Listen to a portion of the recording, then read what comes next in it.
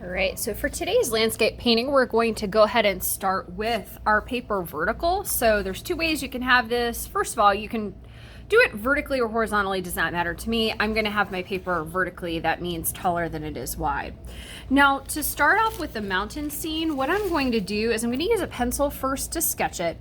And because we want the sky to be featured prominently within this, I would say make your mountain landscape about a third of your paper. So 2/3 should be sky, 1/3 or so, somewhere right around here, should be your mountains, okay? And what I'm going to do is I'm gonna create a series of about 3 mountains, okay? So I'm gonna do one, I'm gonna create like a zigzag line, 2, and 3, okay?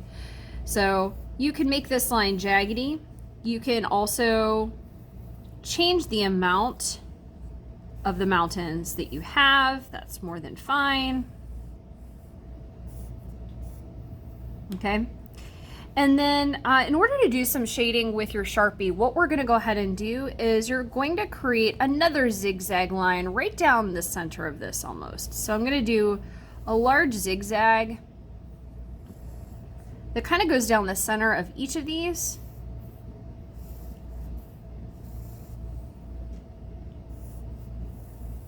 Okay, and what this will allow is it'll allow for some of this to be treated as shadow. So one part will be the highlight and one part will be the shadow, okay? Down here, I'm gonna create another sort of plane of land. Okay, and in this area, I'm going to be drawing some pine trees.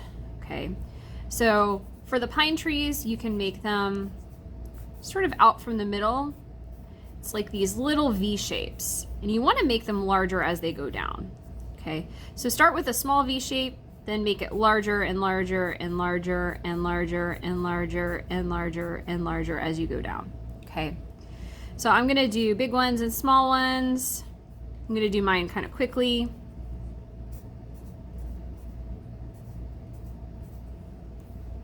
Okay, and you can pretend I did them all along here, okay? At this point in the process, I'm gonna go ahead and start tracing my lines in Sharpie. So I'm gonna use the fine point for the overall boulder outline. And then I'm going to use the ultra fine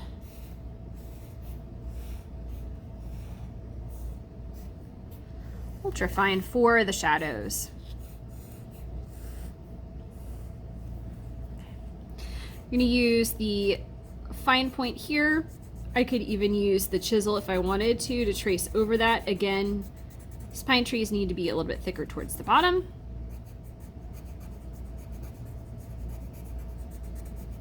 Like so.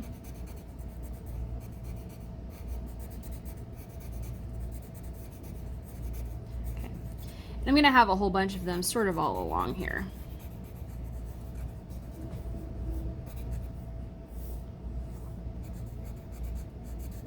It helps if you vary them in size. I'll do another larger one here. Just because it gives a little bit more interest and variety to your painting. So think upside down V shapes, making it larger at the bottom.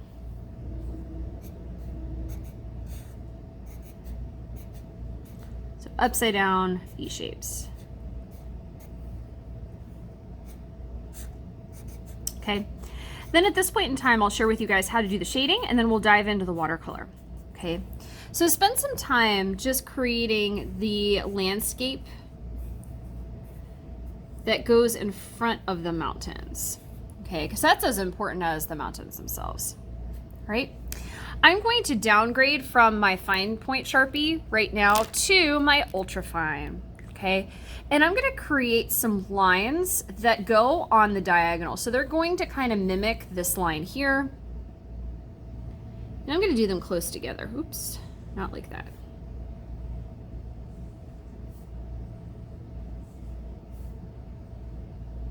And if you use that ultra fine point Sharpie, it's going to give you really nice, simple shading lines.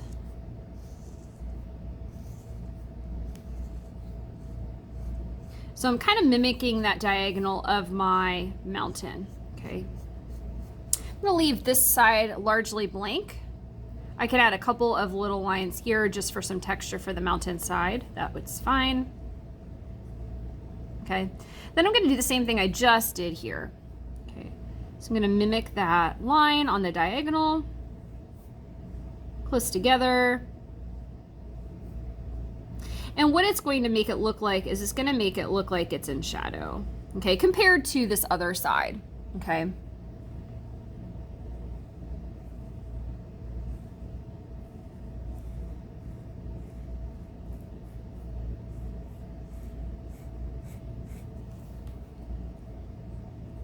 Do the last one here. And again, I'll mimic that mountainside and it'll just make it look like this is in shadow. Okay, so mimicking that diagonal.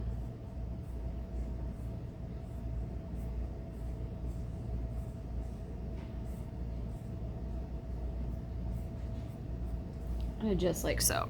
Okay. Right. One other thing I can do before we do anything else is I can create some ground texture in here.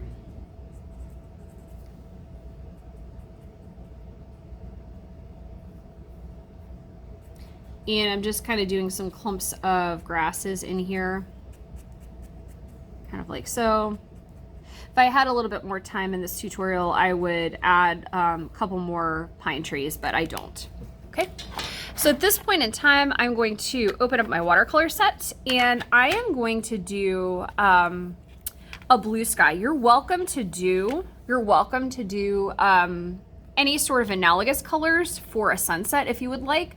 So for example, I could start from red to orange or orange to yellow, or really red to orange to yellow. I'm actually going to do probably purple to a lighter blue.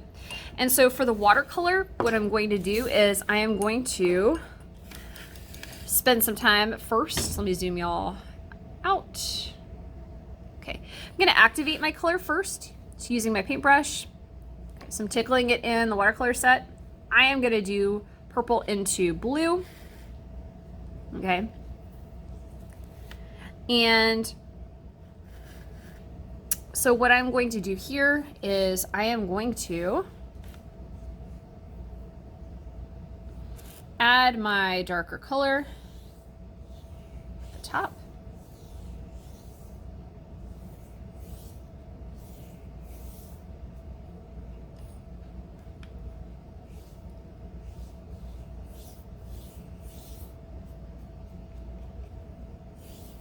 Kind of like so. And I'm gonna let it fade out. And I'm gonna mix a wash of my lighter color. Okay, so a wash is basically when you take watercolor paint and add water to it. So I'm gonna add some water on my lid like so. And I'm gonna add a little bit of blue to it. And mix it up. If I want it to be darker, I can continue to add that paint to it. I want mine to be on a little bit more on the lighter side. So I'm adding more water to it. And I'm gonna add the blue from this bottom section up.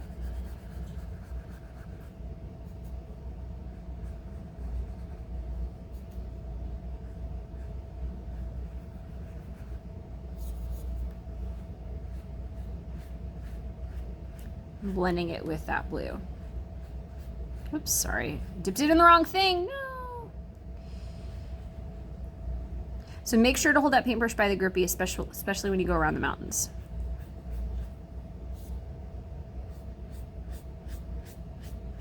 Adding it upward.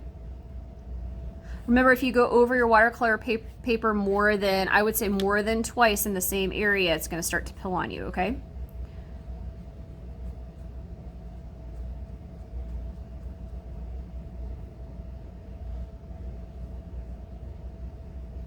All right, And there we have it.